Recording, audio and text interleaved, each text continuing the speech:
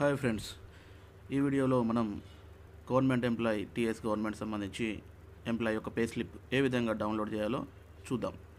ఏదైనా ఒక internet బ్రౌజర్ని open చేయాలి. ఇంటర్నెట్ బ్రౌజర్ని ఓపెన్ చేసిన తర్వాత సెర్చ్ ఆప్షన్లోకి వెళ్ళి ఐఎఫ్ఎంఎస్ని సెర్చ్ చేయాల్సి ఉంటుంది. ఐఎఫ్ఎంఎస్లో ఈ విధంగా అయితే మనకు వెబ్సైట్ కనబడుతుంది. దీంట్లో ముందుగా పైన ఉన్నటువంటి ఆప్షన్ పే స్లిప్ సెలెక్ట్ చేసుకోవాలి. సో ఇక్కడ పే స్లిప్ సెలెక్ట్ చేసుకుంటే మనకు ఎంప్లాయీ కోడ్, అకౌంట్ నెంబర్ అయితే అడుగుతుంది. ఆప్షన్స్ ఏదైనా ఒకటి ఇవ్వడం ద్వారా మనము ఏ మంత్ పే స్లిప్ కావాలో ఆ మంత్ పే స్లిప్ని డౌన్లోడ్ చేసుకోవచ్చు.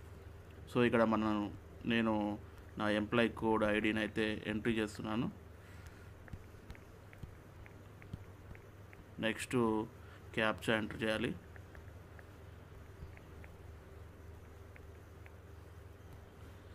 సో ఇక్కడ నా పేరు, DDO code, department, phone number ఇక్కడ రావడం జరిగింది. సో ఇక్కడ లాస్ట్ 3 డిజిట్స్ కనబడుతున్నాయి. సో ఈ ఫోన్ నెంబర్కి మనకు ఓటీపీ వస్తుంది.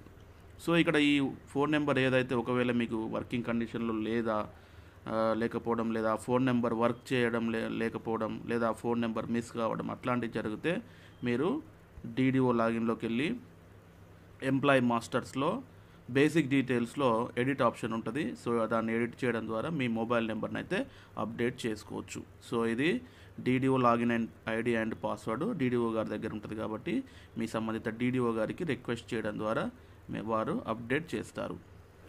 సో ఇప్పుడు మనం ఓటీపీని అయితే ఎంట్రీ చేస్తున్నాం 2898. సో ఓటీపీ ఎంట్రీ చేసిన తర్వాత మనకు ఈ విధంగా వస్తుంది.